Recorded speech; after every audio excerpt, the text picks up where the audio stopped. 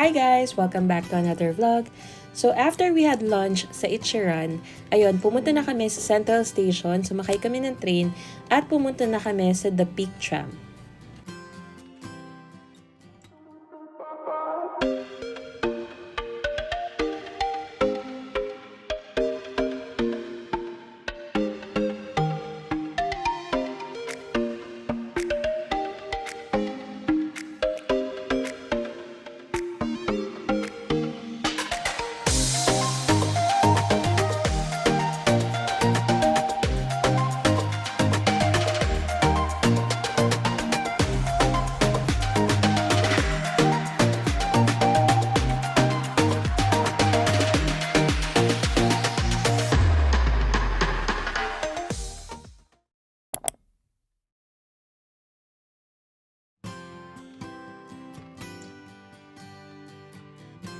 Hi guys! Panibagong vlog na naman. So after namin kumain ng lunch sa Ichiran, pumunta na kami sa MTR station ng Chimsha-Choy and sumakay kami ng MTR going to Central Station. So from the Central Station, lumabas kami dito sa may Pedder Street. Tapos sumakay kami ng commuter tram going to the Peak Tram. So mas okay din na sasakay ka ng commuter tram, gagamitan nyo lang din siya ng Octopus card. Kasi para hindi kayo maglalakad ng malayo from the Central Station going to the Peak Tram. Dito nga pala sa area na to ng Hong Kong, sa may central area, yung mga streets dito talagang paakyat, pataas pababa. So parang Baguio style siya. Kaya medyo nakakahingal yung paglakad-lakad dito sa area na to. Yung commuter tram nila, yun yung nasa gitna ng kalsada. So makikita nyo yan, parang may riles ng tren doon. Tapos ayan, makikita nyo siya agad.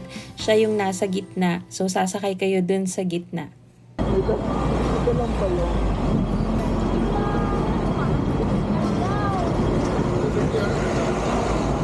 Tawid ulit. Hanggang gitna.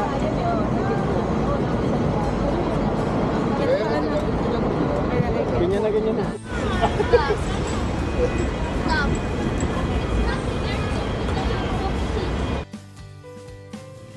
Ayan, so sumakay kami ng commuter tram dun sa gitna. Tapos bumaba kami sa may Murray Road na station ng commuter tram. Ayan, if makikita nyo dyan guys, hindi naman crowded yung commuter tram nila. And of course, dun kami sa second floor sumakay.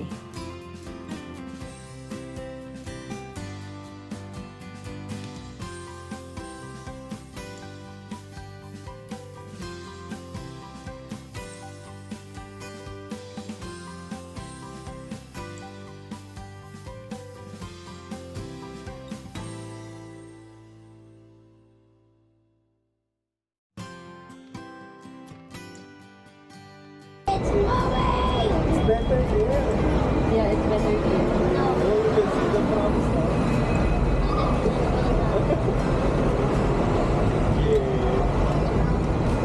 What if it topbles over?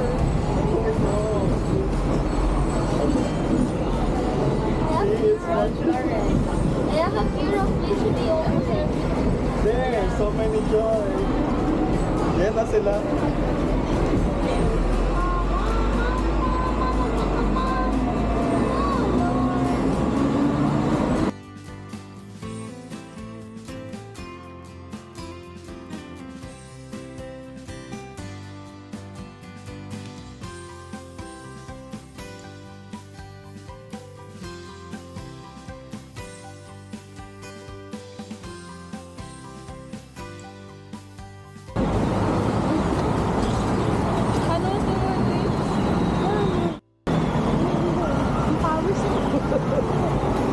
Go. Go.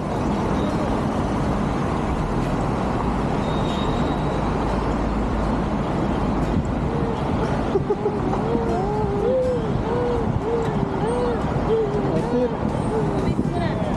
Doon na sa upuan.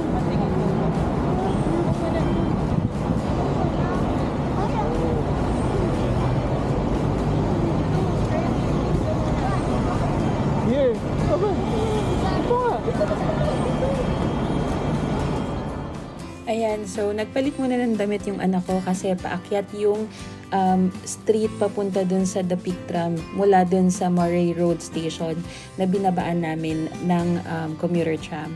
Kaya pawis na pawis siya. Tapos guys, if loaded naman yung octopus cards nyo, pwedeng-pwede na kayong dumiretso dun sa loob ng The Peak Tram. So, i-scan nyo lang yung octopus card nyo. Pwede nyo nang pambayad yun. Make sure lang na meron kayong octopus card each.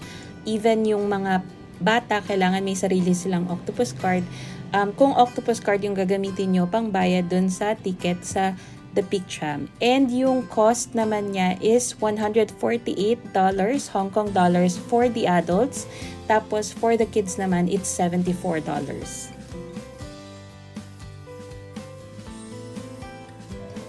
Ayan, so si Riley talagang meron siyang fear of heights. So talagang pinipilit namin i-conquer yung fear of heights niya by going to these kinds of places talaga. So nung una, ayun nga, talagang takot na takot siya kasi medyo matarik yung riles nung The Peak Tram. So kitang-kita mo talaga rin na talagang mataas siya. Steep yung inaakitan nyo. But nung nandun na kami sa taas, actually parang he found a way rin to conquer his fear of heights. So sabi niya sa akin parang naglagay siya ng music, nag-headphones siya para maiba raw yung focus niya instead of dun sa fear niya. So ayun. So eventually na-conquer niya rin. Pagdating namin sa taas, na-conquer niya rin yung fear niya.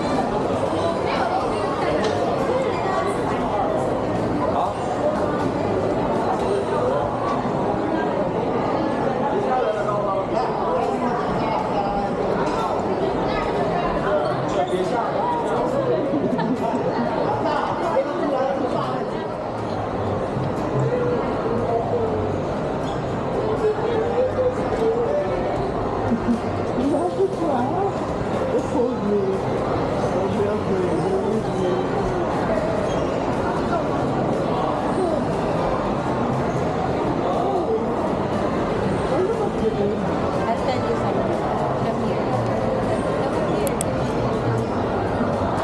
You were here before, ano? Kaya there I miss not Para hindi natin. Whenever you go to the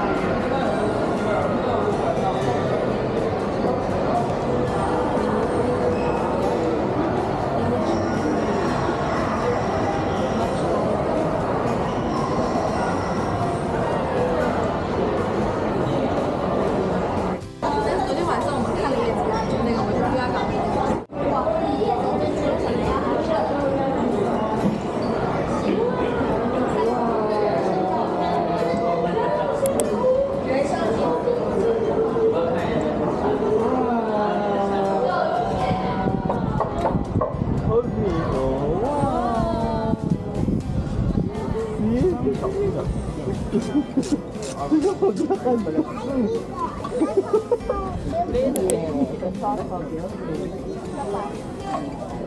Ito ba si Mama?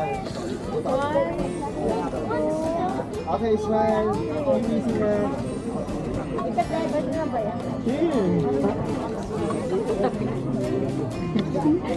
Camera, tabi ka mo.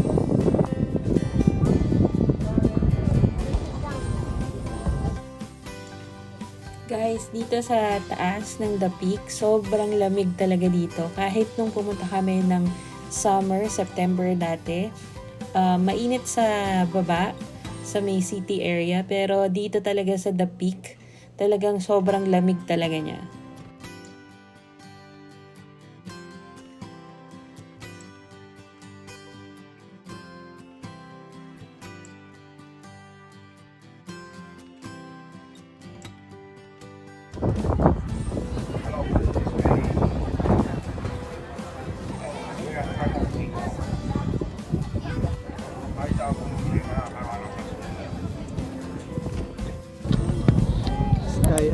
Sky Terrace.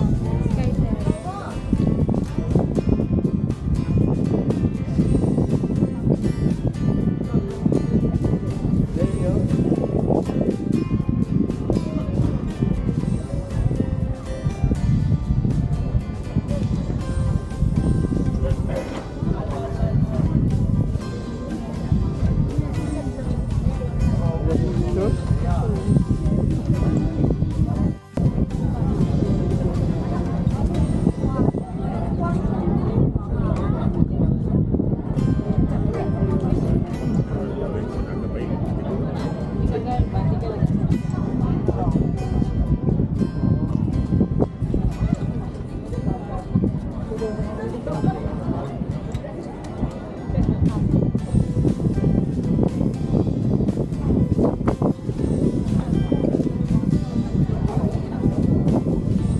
Sana ba, Nek?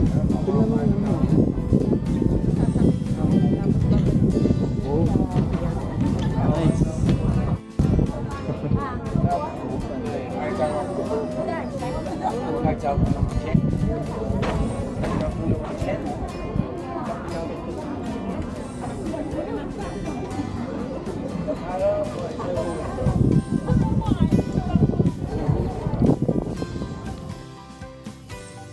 Ayan, kasi sobrang lamig talaga sa taas, bumaba na rin kami agad. And pagbaba namin, dumaan muna kami dito.